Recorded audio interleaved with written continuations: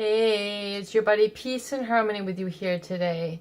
Zooming in on the concept of the covert narcissist and how to really determine if a situation has become to the point where you are essentially a source and codependent for them, and really looking at the root experience of this.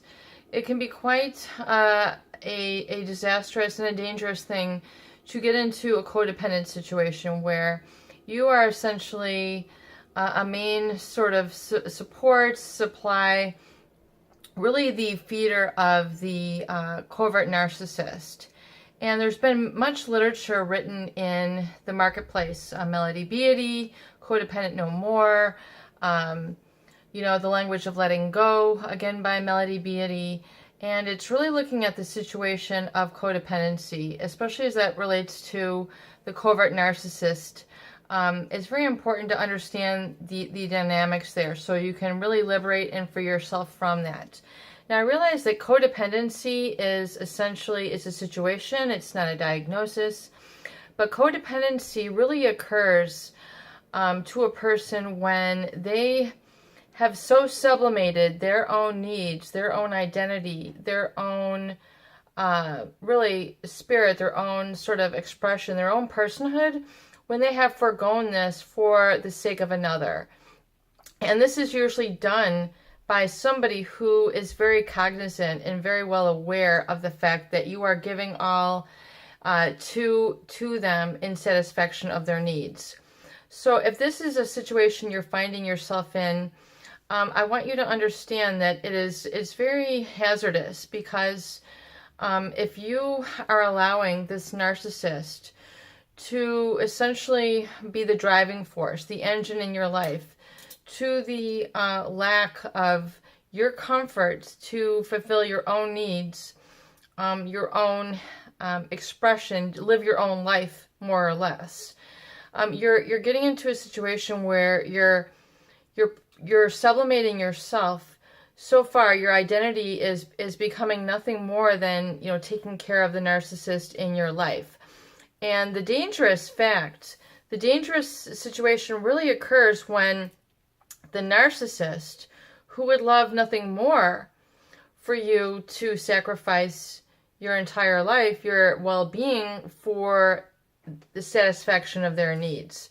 So remember that the narcissist has such an inflated sense of self and their needs that they seek others who will constantly mirror, reflect, and satisfy their needs. So if you are a person who kind of fell into that position, fell into that role, essentially fell into that groove, the narcissist will exploit and take advantage of that benevolent, do-good, sort of good Samaritan aspect of your personality.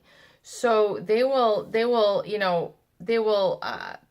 take great pleasure in you sacrificing yourself. In fact, they will take great pleasure in you depriving yourself of your very own needs, even if it means you suffering, even if it means you not pursuing your goals, even if it means you not pursuing your dreams. See, you are then struggling. And then if you are struggling, you are then beneath the narcissist. So even if you're not outwardly satisfying their needs, if you have tried to go no contact, or if you've even withdrawn, if you're still struggling and you're still sort of hindered and crippled by this whole dynamic of the relationship that's taken place over time, they're still in that superior sort of stance to you.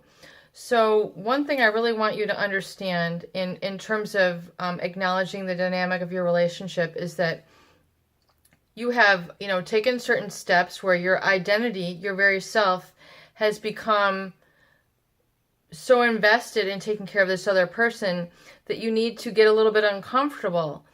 And now you need to learn to stop taking care of all of their needs, all of, being there for them relentlessly, constantly complimenting, acknowledging them for all the great accomplishments that they are, for how wonderful they are, what a great job they did at work today. I mean, all the different things you need to stop doing some of that supply sort of activity and behavior. And then in turn, learn to reinvest your time, your energy, your effort into yourself, your interests, even if it's going for a walk, even if it's learning a new recipe, even if it's going into a new group, a new church group, a new bridge group, a new gardening group, a new volunteer group, even if it's just going to a new location for your lunch, even if it's by yourself, it's a restaurant that you wanted to try, a new cuisine, something that you're just beginning to branch out, even if it's little by little. You need to start with, drawing back that sort of mirroring and constantly supporting that other person, and and mirroring how wonderful their accomplishments are to the deficit of yours, because you're creating this gap, which is the codependent position. And if you've been doing that, it might be very uncomfortable to change, but you can do it little by little, day by day. And do this without feeling guilty, without feeling fearful, and without feeling that you need to be obligated to this narcissist, because that is the impact, that is the trap, that is the role, the incorrect sort of energy that you have been providing them. They should be, as a mature adult, they need to be autonomous and be able to give to you as well. So you need to now learn to give to you and receive it in turn, so that you can build up that sense of integrity and wholeness that you've been missing while being abused by a covert narcissist, who will seek to continue to take that sort of supply from you day in and day out. No matter how bad it gets, they will continue that. So you have to be the one to make the change. Peace and harmony with you here today. I hope these videos help. Please share and please subscribe for more great tools, videos, discussions, and support.